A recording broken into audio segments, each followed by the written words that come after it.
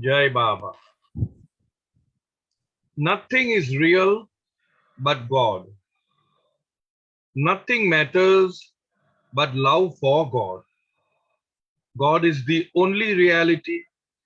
All else that seems real is illusory. God and I are one. Meher Baba. Avatar Meher Baba ki Jai. Thanks to beloved Baba and Jai Baba to all of you. Before we begin, two things. One is today is the 118th birth anniversary of our dear Adi Kaka. We call him Adi K, Adi K Irani, Adi Senior, Adi Kaka, Baba's second secretary. So we'll start with the prayers which is Adi's prayer. We call it Adi's prayer. So we'll start with that. And okay, 1 minute. Anyway, I'll go from here. And then we'll move on to our reading, just remembering him today. Sorry.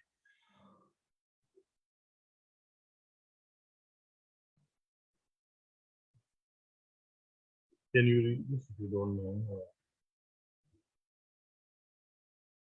Last time I remember we read out prayer which was favorite of Erach. Now today we are going to read the prayer from Adi K. This is how he would address his beloved master Meher Baba. Go. This prayer was written in July 1979. Beloved Meher Baba, bless us all so that in the stress and strain of our daily life and the fluctuations of our mind, we learn to relax wholly and wholeheartedly and float on the ocean of your love and call for your breath of joy, your breeze of compassion, and your wind of strength to flood into every fiber of our body, every corner of our mind, and every space of our heart, to cleanse us of all our impurity and make us worthy of your love, of your obedience, of your service, and above all, your pleasure. Thank you. So that was Adi K. Irani's prayer. Jai Baba. Adi K was, Adi Senior, Adi Kaka was a very, I would say, very strong orator. And he had visited the West several times to speak about Meher Baba after Baba dropped his body. So we remember him wholeheartedly today on his birthday. Okay. Second thing, last time our dear Dattuji was asking what is this photograph about. So I just want to put it on the screen. I don't know whether are you able to see it. This is the photograph of the five perfect masters and Meher Baba in the center. Okay. So Dattuji wanted to know what that is. So I'm just Okay, thank you. Thank doing it you. for all of us. Yeah, thanks a lot. Number three is that over the last several years, maybe more than 30, 35 years, Soumya and I have been concentrating on what we call as reading of Baba's words. We were only reading Baba's words and trying to interpret them as best as we can. We are making a little deviation this time because I have received some calls saying that we've been doing a lot of so-called, heavy stuff like samskaras, death and immortality, and something to do with God speaks and something to do with the planes of consciousness. Why can't we do something light and fluffy? So I found this book, Conversations with the Awakener. As I said earlier, it's a series of 4 conversations with the Awakener, more conversations with the Awakener, intimate conversations with the Awakener, and flowing conversations with the Awakener. They've all been written by Bal Natu after Baba dropped this body. So obviously we know Bal Natu was Baba's Mandali, and so he is referring to Baba as the Awakener because Baba himself said, I have come not to teach but to awaken. So obviously he becomes the Awakener. And the beauty of this book is nowhere there is a name of Meher Baba or even Baba. I personally found, and I'm sure Soumya also, it's a very nice book. It brings up a lot of emotional turmoil that we all go through in life, and what has the Awakener, the Meher Baba Awakener, has to tell about that. So we are going to read this. We are just experimenting with something which is other than Baba's words. And if it runs smoothly, we'll try to finish all the four books. Otherwise, we'll once again jump back to Baba's words, reading of Baba's words. So now Bal Natu, as we all know, those who know, he was Baba's bundli, and Baba had said about him that he would get mukti, he would be liberated, that this is his last life. And he was a very, I would say, very loving, very genial, very soft spoken person. And those who have met him, we all know, and always having not so good health, right? So, now talking about not so good, okay, anyway, there's another prayer, but I don't want to go into that now. I know a merchant will say, I sent you two prayers, but you have said only one. But never mind. So here we are going to read this first book called Conversations with the Awakener. This is the book Conversation with the Awakener, Bal Natu. We'll start with dedication, preamble, and then the first chapter. Go ahead. And sorry, I won't be speaking too much on this. I hope I don't. I do say that, but I keep speaking a lot. Let her read, and wherever I feel I can just interject and add to it, I will try to do that. Go ahead. Dedicated to you, the awakener of all hearts, and to all those who are seeking you wholeheartedly and honestly. Beyond words, beyond silence, awakened awareness are you. Balancing creation by your presence, accept this offering unto you. So that's the dedication. And the important words are that one must be sincere and one must be honest in loving Baba. There should be no bargaining. There should wholehearted. There should be no what is in it for me, no bargaining, nothing. Just full focus on loving him. Go ahead. Preamble. Are these conversations true or false, real or imaginary? What can I say? To me, these are the most intimate and glowing reflections of God's presence in the mirror of my heart. Isn't that possible? One thing is certain, these dialogues have filled my being with unexpected, overpowering joy, and the madness of it has emboldened me to share these with others. My sincere, warm hearted thanks to those dear friends who lovingly and patiently cooperated with me in this adventure. Now it is for the readers to rejoice in or laugh at these dialogues. Anyway, that should be fun. So here in the preamble, God's presence in the mirror of my heart. Because ultimately, wherever you may search, ultimately he is to be found in the heart of each one of us. So why not directly go and search for him in our own hearts rather than go here and there? That was one aspect of it. And the other thing is that he says that it doesn't matter to me. It has been so overwhelmingly joyful, the journey, that whether you laugh at these conversations or you enjoy these conversations, it doesn't matter to me. It has flooded my entire being. So that's what the preamble says. Now I think Dattuji has a question. Dattuji, your hand is raised up. Do you want to ask something? Yes, yes. Please. Is this book available PDF format online from the trust website? I think it is. Yes, I think it is. Merchant? But I'm not very sure about it. But I No. think it is. No, I think it is. It's very recently they have added this series as well. Yes. Okay, that will help us. Thank you. Yeah, please have it. It's now, a beautiful book. this is my very favorite chapter, the very first chapter, and I always say that the very first book The very first chapter, the very first paragraph, and the very first line. It is so powerful. So as we read through it, let us read it with the heart. Let us enjoy every word of it, because somehow we rejoiced when we read it. There are very few books that we actually rejoice, in reading. Intellectually, it's a different matter altogether, but this is from the heart. So let's read it. The chapter is titled A Simple Solution. How great a sin can you forgive? I asked you in one of my darkest moments. Until this day, no one has committed a sin so great that I am unable to pardon it, answered a soft, loving voice. Imagine, I remember saying this, that ever since the time of creation, no man has committed such a sin that Baba is unable to forgive.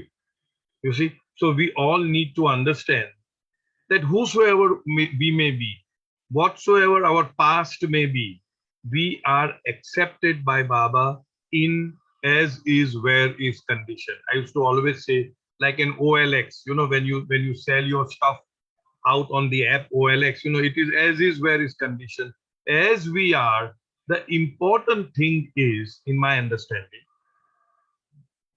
to be determined to be his. That these are Erachi's words, that we belong to Baba and Baba belongs to me.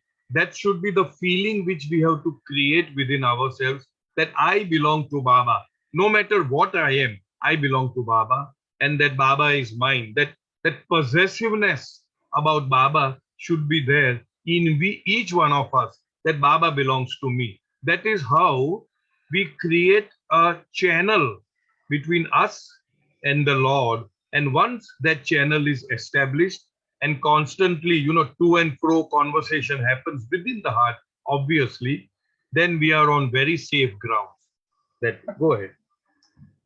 Then, how much merit, I mumbled haltingly, must one earn to win your glance? The merits of all people put together are not enough to win even a sideways glance from me, reverberated the response. Then, how can I ever hope to see you? I stammered despairingly. Despairingly. What? I heard a ripple of laughter filled with compassion. Don't be stupid. It is simple. I was shocked and surprised and emboldened myself to ask, what do you mean simple? Are you joking with me? No, it's really very simple. This confounded me all the more. I cried within my heart, I don't understand what you mean, and I am also amazed. Where does this voice come from?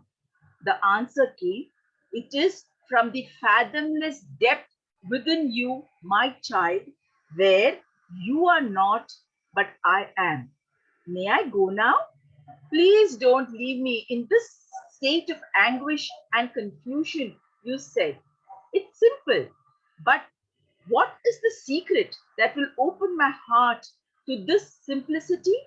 Your voice deepened and became increasingly profound. The secret is, why think of sin? Why think of merit? Just think of me. Am I not the most intimate one, the most compassionate one within you? Bye. With these words, the voice receded within me totally. This gracious assurance, however, continues to ring in my ears, nay, my entire being. What a simple solution, but how difficult to live it. So here the important thing is, here Baba says, my child, where you are not, but I am. There was a you can see a poster in our Bombay center many years back. Now we have renovated, where it was mentioned, that God is 1 minute. Huh? No, 1 minute, 1 minute. God is where you are not, and you are where God is not. words to the effect. I'm sorry, I tend to forget. So in other words, many people were just confused. How can you say that where I am, God is not there, and where God is, you are not there? So basically, where our egocentric aham, we call it false ego mind is there, then God is not there. Where that is absent, God is there. So that is, sorry, that's correct. Where you are, God is not. Where God is, you are not. So that those were the placard at our center. So we must understand that the moment our ego comes into anything that we do, then God recedes in the background. And the other question here is, Baba says that it is the most simple thing. And Baba always says that it is so simple that that is what makes it complicated. Because we are so accustomed to complex things. Our mind wants something, our mind wants something complex. We are in the process of doing. We don't want to be, just be. So here Baba says it is most simple. And what is that simplicity? Baba says that, okay, Why think of sin? why think of sin? Sins, we commit sins day in and day out. Why think of sins? Why think of merit? Just think of me. Because when we think of Him, all the other aspects of our being, whether it is right, wrong, good, bad, virtuous, vicious, they all dissolve in the heat of the love of the Lord. So he says, why do you get into all this unnecessary rigmarole? Why are you getting entrapped in all this? This is right, this is wrong, this is good, this is bad, and all that. Just think of me. So this is the first chapter where Baba says the chapter is a simple solution. The solution is that we are expected to constantly think about Him and not bother about anything. And another important thing, as I said, the very first sentence, that irrespective of what we are, what we have done in the past, we belong to Baba, period. And irrespective of who we are, it doesn't matter. He accepts us as we are. Yeah. So, yes, Ram. I have a clarification I need from you. You said the quote you mentioned from the Bombay Center. Yeah. Isn't it contrary to what Baba said? Baba said, I'm everything, I'm in everything. Correct. Then how can he not be everywhere? See, Baba is the contradiction himself. When Baba says, God, where you are, God is not. Where you means the you is the false identification, the false ego mind. So wherever the ego mind is there, there you cannot feel the presence of God. There is nowhere that Baba is not there. That I agree with you. But as we all know now, over a period of years, we have all matured that Baba is the master of contradictions. You see, if he is a master of everything, then he must be the master of contradictions also, because he's a master. So Yeah, but we have to interpret it in the right context. Where you are, that means where our aham ego is is. there. Where you are, God is not. Where God is, you are not. Yeah, makes sense. Thank you. Thank you, sir. Thank you. Now, yes, Mayor. Mayor, go ahead. Cyrus uncle, I think you must be getting it. This one has been sending me blogs of how voices of the God. Did you get it? No. Amit sends it. No. Sends it. I don't hear any voices of the God. I only But he hear sends that the thing. noises of the world. All that. No, it is a very nice. It is like what this thing. It is really nice. I'll send it to you. Thank you. See, the point, I think, since we are talking about the voice of God, the voice of God is something which you cannot overlook. It is very powerful. It may be very meek, but it feeble, but it is very strong. Now again, there's a contradiction. It's very feeble, and yet it is unmistakable. Today, in today's world, good that Mayor brought up this topic. There are many people in hundreds whom I know, they run blogs.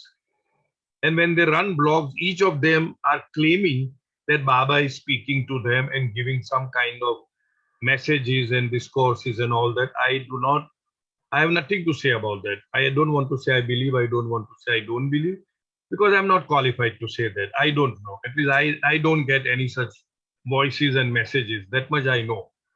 So we have to be very careful, because many times, many people get hoodwinked, I would put that way, into thinking that it is Baba telling you certain things.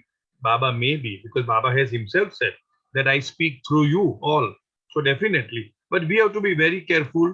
We have to use, I'm repeating, we have to use our own heart's discretion in following those voices. Because Baba again himself has said, Baba had said, given some direction to somebody through the mandali, how to go about in the world, do this, don't do this. And then Baba underlying advice was, but whatever that comes from the mandali does not come from me. So you use your own heart's discretion and act accordingly.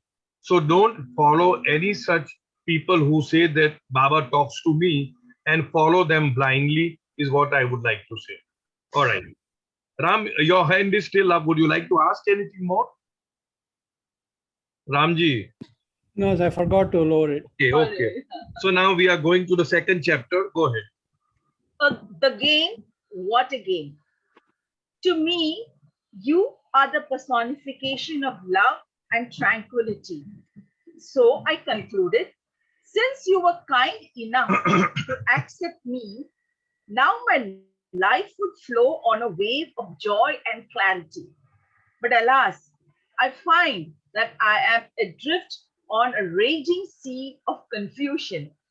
However, it is also true that when, owing to my confusion, I am caught in a whirlpool of despair from some hidden inner place, you push me to an island for a little rest. Thanks. But then, must you pull the island out from under me time and time again? So this is the game which the beloved plays with the lover. And in one of the letters, Mani says honeymoon period. It's honeymooning. You see, where Baba will attract you. We say, like last time, say rock star, awesome. He's doing everything. I just think like this, and Baba does it. That's good. But then sometimes, Baba would play a different game altogether. He will pull you towards himself and then again push you far away and make you pine for his togetherness, for his glance. So this is the game which the beloved constantly plays with each one of us. And here, Bal Natuji says that I thought you were the epitome, not the exact words, but epitome of tranquility, of joy, of peace, of all the so-called good things. But then all of a sudden I feel that I am in a quagmire. I am in a raging whirlpool of despair. And I just don't know. I feel that I am drowning. And that is the experience of many of the Baba lovers. And we always say that Baba will take you up to here. Water will come up to the nose level, but he will never make you drown. And then when you, at this level, when you call out to Baba, with all your heart, with all your being, you find that automatically the water recedes. But then that game goes on and on. So here he says, I find that when I'm totally desperate, you bring an island for me, and I am resting now for an island. And I say, Baba, thank you. Thank God it's all over.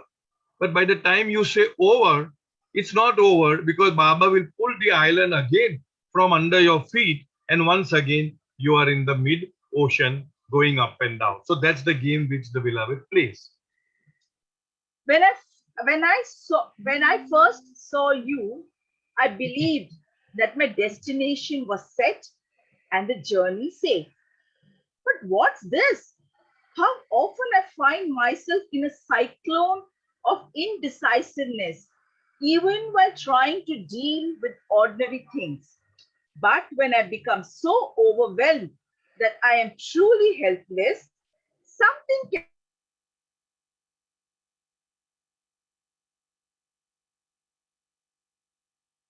clearly my way leading to you. Yet, a little later, I am seized once more by the winds of indecisiveness. So we become very indecisive. We don't know what to do. We are in a dilemma what to do. And he makes us so utterly helpless. And so we just cannot do anything but call out to him for help. And that is the time when he comes absolutely at the right time, the last moment, and helps us. But once again, we are once again. So this is what we all feel. Why I like the book is we all go through this ups and downs in life. And what has Baba got to say about this? So that how we can handle our lives situation more impactfully, more powerfully, with more equanimity, with more poise. So that is what the book is all about. Once I heard a song sung by your lover about the game you played with him. The last lines of the song often come back to me. Quote, in this game with you, each time I'm about to win, you make a simple move and checkmate me.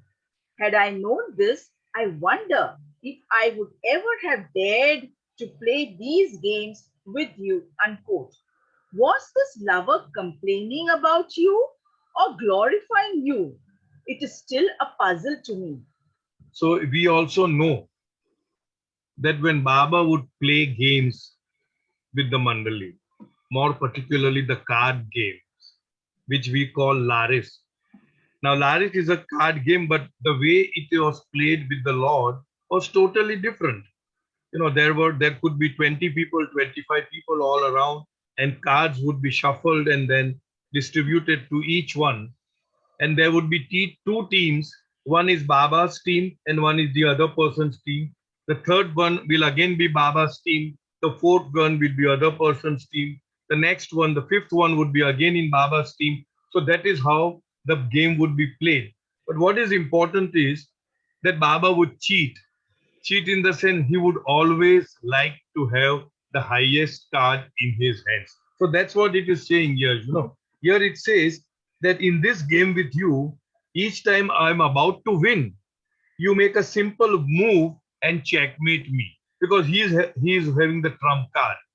And this also reminds me of Samshat Tabriz and Maulana Rumi. They were both perfect masters of earlier times, you know. And Maulana Rumi was a very intellectual giant, and he had read a lot of books about spirituality, but he couldn't really find a master and he couldn't really get realization, God realization.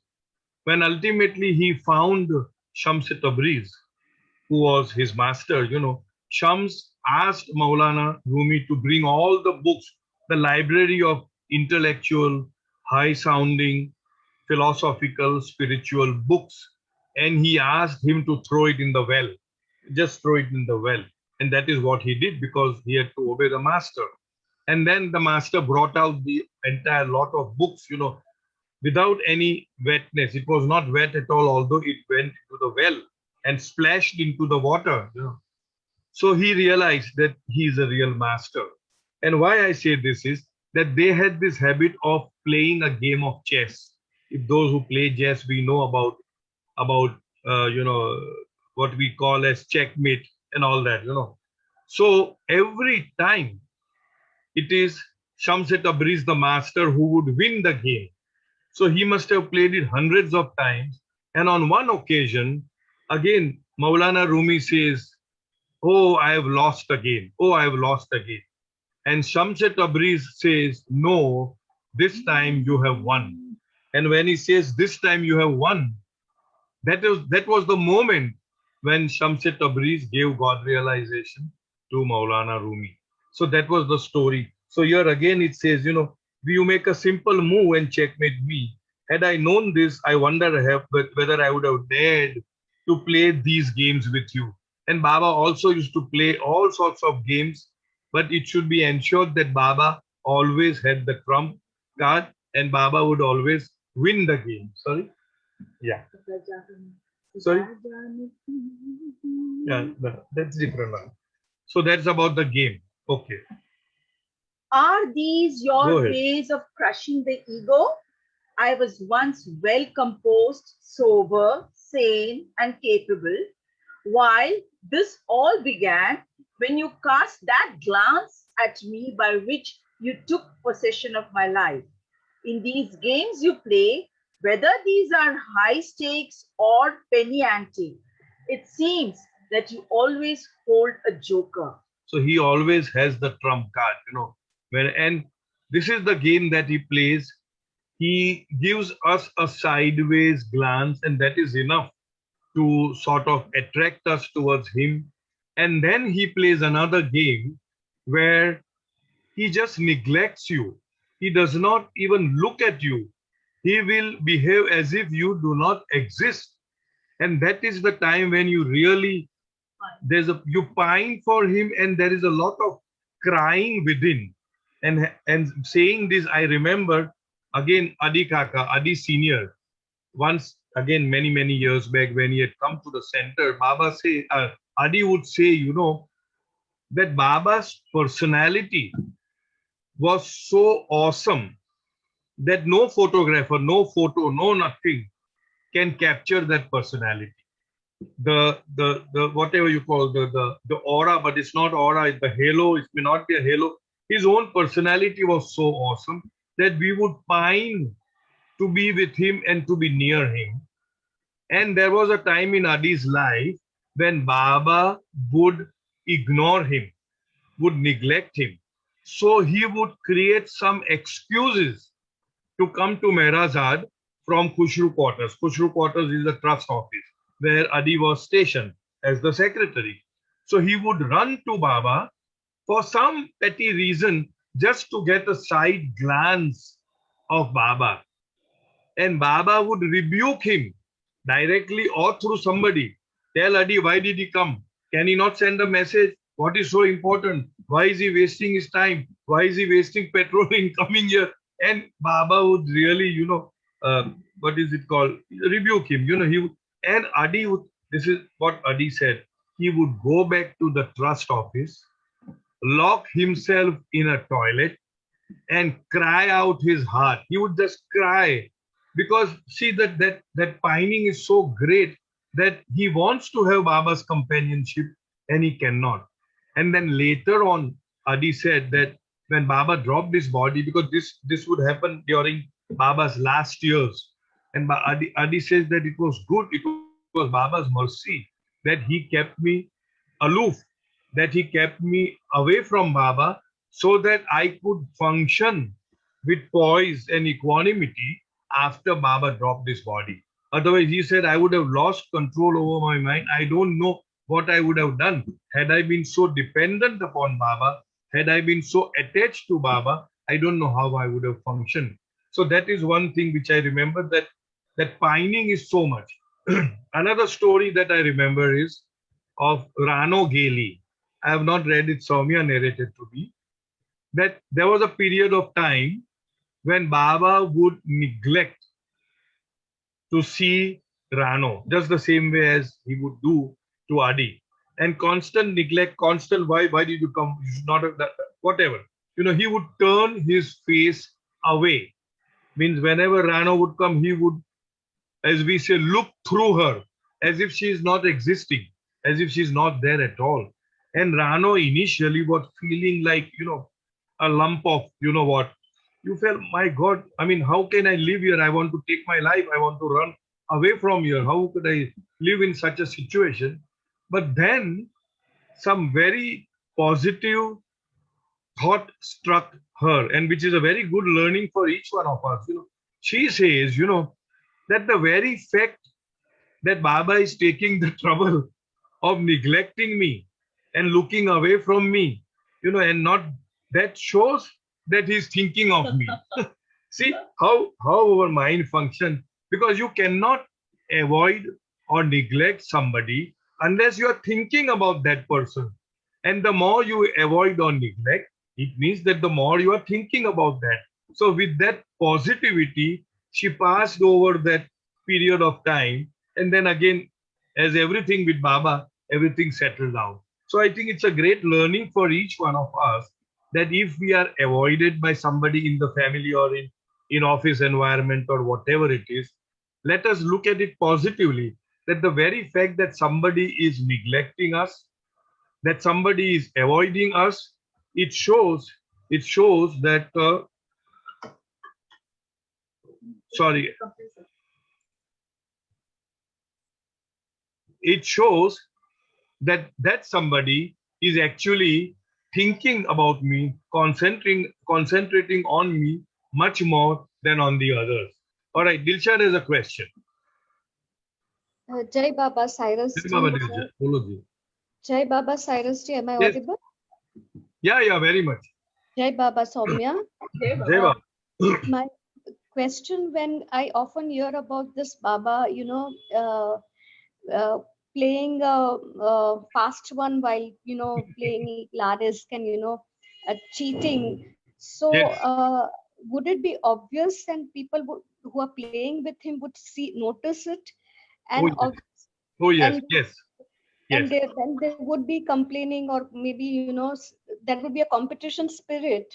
No, actually, no, there won't be a complaint, but people would notice. Sometimes he would do it very slyly without anybody knowing. And sometimes he would do it very openly and everybody knows about it. And I remember an instance where I think something is wrong with, am I audible? Am I visible? Something is going wrong with my, am I audible? Yes, Am yes. I visible as well? Yes, sir. Okay, then something is going wrong on my Yes. screen. But anyway, thank you. I remember an instance where Dr. Ghani, being Baba's school friend, you can say, we call it Langotia, in our crude language. He also did some cheating. And of course, Baba was not noticing it, but Baba notices everything. Nothing escapes Baba's attention. So when he did that, Baba uh, just stopped the game and said, I want to narrate a story. I want to tell a story. There's one mic open. I don't know whether it is Dilshad's or not, but my screen has gone off from me. Okay. So Baba says, I'm going to now tell a story. And this is the story that he says, Baba says that there was a master, and master suddenly got up. He was in a meeting, and he said he just got up and started walking out of the hall. And so the followers also followed. Now, as the master was walking through a marketplace, there was a shop, a sweet meat shop. So he just picked up a peda, we call it a sweet meat, barfi, whatever, and popped it into his mouth. And when he did that, those following him also did the same thing. And so the master went on age, forward. And after some time, the master came to what is a bakery, So here also master picked up a cookie or a biscuit or something and popped it in his mouth. And the disciples, the 3 or 4 disciples following him, they also did the same thing. They still went further, and then there was what we call as a blacksmith. A blacksmith is one who works on the coal, koila, iron. So iron is being, molded into a certain, melted and molded into a certain shape. And you can do that only with very hot coal. So the master goes there, picks up the coal, hot, burning, red coal, and puts it in his mouth and walks off. And he looks behind and tells the disciples, why don't you imitate? Why don't you do that? So immediately, Dr. Ghani got his message that just because Baba is doing this, you cannot take the liberty of doing what Baba is doing. I hope I'm coming across to you. Said that Baba is the master, he can do anything. Okay, Dilshan? Yes, thank you very much. Thank you. I hesitate to say this, but sometimes I think I would have been better off never to have met you. Oh no, had I heard of you sooner, I would have rushed to greet you that much earlier. Yours is the matchless game. Whether I'm in a whirlpool, a cyclone, or a swan, it all has an enduring quality which makes me say, either help me to bear with your ways, or else you will have to bear with me, an impatient weakling. How beautiful. Even though there was so much of difficulty for the Mandli to live with the master, to live with Meher Baba, they always say that life with Baba was not easy, but it was joyful. It was not easy, but it was also joyful. That means, in spite of a difficult life, they enjoyed being with Baba. So here, this chapter ends the game. The ends with this, that either help me to bear with your ways, help me to see that I sail through your ways, or else you will have to bear with me, an impatient weakling. In Baba's Darbar, we are all weaklings. So we are praying, we are beseeching Baba that you either give me the strength and the courage and the wherewithal to overcome your ways, to bear your ways, or otherwise you will have to bear me. Having said this, I remember a ghazal. I don't remember the actual lines of the ghazal. At the Bombay Center, at the by Bengali Girls High School, we had called Lata Limaye for a ghazal program. Now she is very old. When she was very young, like a very small girl, she would be going to Baba, and she would be singing before Baba in Guru Prasad, and Baba used to appreciate her songs, her ghazals. And so we had invited her some 2, 3, 4 years before, and she's sang many ghazals, and one of them which touched me, again, I'm not sure of the actual line or the wordings, but what it said was that irrespective of who you are, the lover is talking about the beloved and saying, whatever your shararat means mischief, whatever your harkate, whatever your mijaj means nakhre, what we call as attitude. In today's life, we say, oh, he is having attitude, she is having attitude. Irrespective of whatever your attitude is, whatever your harkate is, whatever your nakhre, these are the words used. Nakhra, we understand nakhre. Whatever your nakhras are, all that is manzoor, all that is kabul. In other words, whatever so-called behavior you may exhibit towards me, I am prepared to accept all this. In Sufi terminology, it is called Naz. I'm going to read to you Naz and Niyaz. Naz and Niyaz. So this is a small paragraph on Naz and Niyaz. It is from Lord Meher, volume number 11, page number is given over there. 4323. But it is from the original Lord Meher, the grey book, the one which was published abroad. Because I generally follow that in our daily mails that you get, and most of you must be getting. So it is that. So now what has Baba got to say about Naz? We call it Nakra, and beloved meaning I'm talking about the divine beloved, I'm talking about the master, I'm talking about the Lord. He will be at the height of doing all these nakras, and we as lovers are expected to dance to his tunes, irrespective of whatever, Naz may be. Okay, go ahead. Today, I want to explain Naz and Niyaz. Baba is saying this. In olden days, Sufis always stressed this point about Naz and Niyaz, Shama and Parwana, candle and moth. Later on, these terms became so common that every Muslim poet, big or small, started using them. Now, Naz literally means nakra, coquetry, hard to please, never satisfied, and is said to be one of the chief attributes of the divine beloved. Sufis refer to God and perfect masters as the perfect personification of Naz, always full of Naz. Why? Because they are independent and indifferent. Beparwa. No care. Beparwar. Parwa. Okay. No care for anything, completely detached.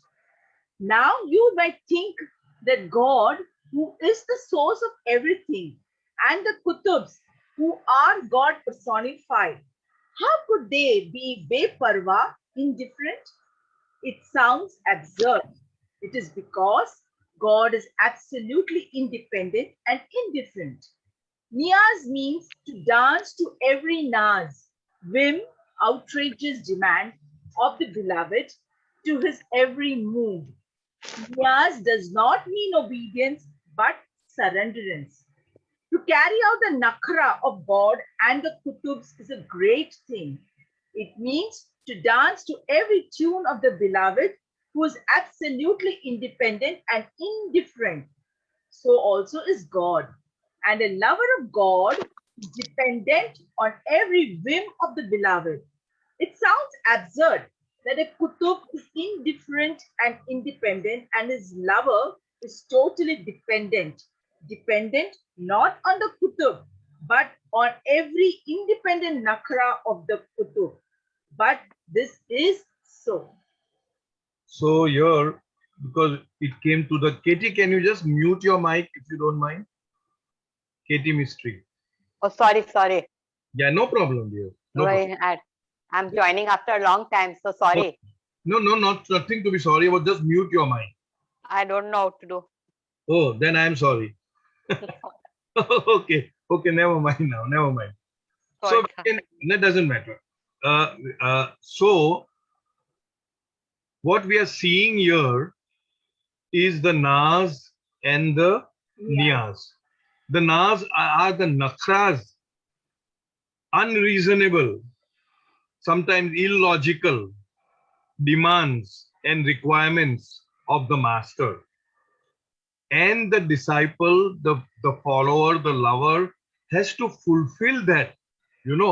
That means, in other words, he has to dance to every tune without asking why and what. Why are you doing this? What are you doing this? I'm reminded of a story. Baba and Erach and maybe many other Mandli people, they had gone, they always go sometimes for must tour and all that. I'm not sure whether this was one of the must tours or elsewhere. And during the evening, they had some altercation, some kind of a rigjik, we call it, jhanjat, with one of the vegetable vendors. Erach had talked something loudly, something so-called rudely with one of the vegetable vendors in the evening, because he must have gone out to buy something for Baba, whatever. So this thing, all this is over now. In the middle of the night, at 1:30, you can imagine, Baba gets up and tells Erach that I'm in a mood to eat coriander. Coriander leaf, dhania, we call it. I'm in a mood to eat coriander leaf. Now imagine, at 1:30 in the morning, or you can call it night, when everything is closed, how is Erach going to bring the coriander leaf from where? Because the market is closed. He doesn't know the place. It's a different place. But Erach, being Erach, very resourceful, very obedient. So he says, okay, Baba, I'll try. So he goes out. And this try is a very important word. Baba himself has said, that I may give any order, even to the point where Baba says, if I tell you to fly, don't say, Baba, how can I fly? I am not a bird. And when I say fly, you must flap your hands like this as if you are flying, as you must make an attempt to fly. I know you are not going to fly, but when I say fly, you must do like this. So to that extent, the Naz of the beloved is. So Eraj goes out and somehow he finds out that there is one person who lives in that particular shop, and he sells all this, coriander and all kinds of vegetables. And the shutter is down, and the person is staying just over there in that shop. So he knocks at the door. And obviously, it was in the middle of the night, so nobody opens. So he knocks again, he knocks for 3 times and all that. And then there is a sound from inside. Who is it? And he says, yes, it's me. I have a request. Please, can you open the door? So what is it? No, can you open the door? I want to ask you for a favor. So the gentleman opens the door and sees whom? Eraj. And he is the person who had a fight with. Oh, you again. Now what do you want now? Now see the presence of mind of Eraj. You must appreciate that. So Eraj immediately turns very soft, very docile, very pleading, and he says words to the effect that whatever that happened in the evening, you can forget about it. But my big brother, his last elder brother, his last wish is that he wants to eat some coriander leaves. Can you please oblige me with the coriander leaves, please? Now, when he uses the word last wish, obviously, the interpretation to that poor fellow is that the elder brother is about to die. When we say last wish, what do we say? That he is going, gone. And so he said, oh, sure. So he gives a bunch of coriander leaves to Eraj, and Eraj happily runs to Baba and washes it and offers the coriander leaves to Baba. And Baba very joyfully, plucks leaves from the stem and eats it from the stalk in the middle of the night, sitting on the bed. So why this story just struck me as to how the master can have any kind of nakras, orders, and how the disciple has to dance to the tune of each nas. So now we still have a little time. Maybe we can read a third chapter. So let's go through it. My title, My Eyes, Your Tears. It was a period of crisis, a long period that drained all my energy. At one moment, when life and death seemed to hang in the balance, I was shaken and felt afraid. I could then not help but let loose the floodgates of my heart. I wept and wept. I felt as though I was walking on a thin, frayed tightrope across the dark chasm. In my heart, I knew that you had accepted me, but I am not a brave person. Should I not admit this? Yes, I am a weakling. But you, the God-man, be praised. You are for all, whether feeble or strong. So here, we all go through such times in our life.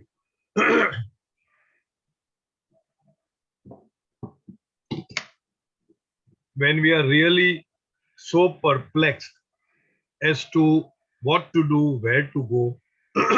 Now, Bal Natuji, being Baba's Mandali, is saying this, that I was as if I was walking a tight rope. And I knew for sure one thing, that's a great thing which all of us should know, that I belong to you and that you are as much for the strong as for the weak and the feeble like me. So that should be the conviction, not just a confidence, but conviction that although I am feeble, although I am weak, I belong to Baba and Baba will come to my rescue. Baba will help me. But Baba's help would be as he feels right, not as we feel right. That is to be clearly understood, that even if we die, even if something happens to us, he knows what is best for us. in the soul's reckoning. And once we have surrendered to him, then there should be no thinking of is he doing the right thing for us? He will only do what is best for us. During that time, being unnerved and fearful, I began to thrust my wishes upon you instead of accepting your will. That is what we do. We are trusting what we think and feel is right upon Baba. Do this, please help me with this, please do whatever it may be. We are trusting on him instead of relying on his wisdom to give us what is right for us. Although I knew that through the events of my life, you were providing me with the best of opportunities to come closer to you, my responses to your love were poor and superficial. So, fool that I am, in my agony, I sometimes even doubted your godness. Yet, your acceptance of me was unconditional. Means even though we may at times doubt the stature and the height of his what you can say, the stature of his being the God man, being God in human form, being the highest of the high, being the avatar of the age, being the Sahib-e-Zaman, being the whole and the soul for us. In spite of that, we might doubt that sometimes, but he would never leave our daman.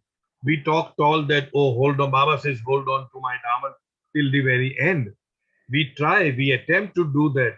But the fact of the case is, when we have seen it in many, many, many people's life, that there were times when the dip was there, we tend to not have complete and full faith on him.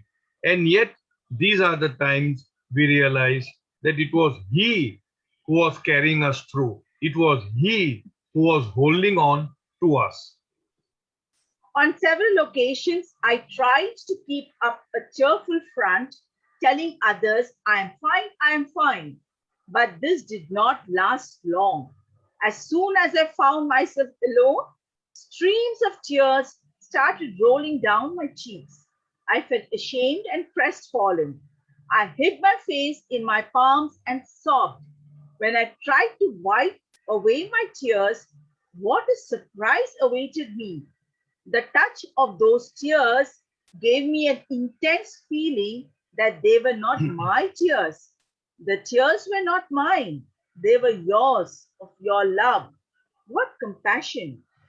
With a choked throat and in an inaudible tone, I mumbled, sorry. I felt that through these soothing tears, you were asking me, don't you trust me? Somehow, I managed to say, please forgive me. I could not help it. I was sorry that I made you suffer for me. But at that instant, fear vanished like a mist before the bright, shining sun, and I became my normal self. So, Baba himself has said, okay, go ahead. Those sacred tears surely cheered my dying spirit, and my whole being reverberated in wonder. It was a revelation that whenever I weep, the tears are mine, the eyes are mine, but yours are the tears. So, such a beautiful chapter here also, where Baba himself has said that he has a universal mind. That means any mind, individual mind, which is suffering, which is going through the ups and downs in life, is automatically and simultaneously reflected in his universal mind. And therefore, as this is how I would look at it, the easiest way to make Baba happy is to be ourselves happy in whatever we are going through, for a simple reason that our little minuscule, tiny one drop of happiness is actually contributing to his happiness, for a simple reason that he has a universal mind and we have a finite, limited, separate mind. So the best thing would be, as Hafiz would say, and Baba keeps on repeating that, that everything in this world, is an illusion. The suffering is an illusion. Even the happiness is an illusion. So why should I not be always happy? As simple as that. And we all know that happiness is not connected with having or not having anything. Happiness is a state of mind which we cultivate through, through proper balanced sense of being. And once we decide that no matter what, I am going to be happy, then I don't think anybody or anything can make us unhappy. And even if it does make us unhappy, we'll try to pull back to happiness immediately with this underlying thought that it is all an illusion. All that I am going through is nothing but a bhas. Bhas means illusion. Illusion means not a reality. It is temporary. It is phenomenal. It is transient. It is impermanent. So why should I not always have a happy countenance so that I feel nice, people in my surrounding feel nice, and above all, Baba feels happy because I am happy. So I think we end over here. If you have to give, I don't know whether, oh, it's already 6:31. If anybody wants to say something, share something, ask something, you are welcome, because we'll try to, as I said, experiment with other than Baba's words and see how well we gel with that. And if it doesn't, then we'll shift back to Baba's words. Okay, anybody has anything to say? Nothing. So then we call it a day. Thank you, beloved Baba. And thanks to all of you. Avatar Meher Baba. Baba ki jai. Jai Baba. Thank you. Thank you, Baba. Thank you. Thank you. Thank you. Jai Baba Ravi. Jai Baba.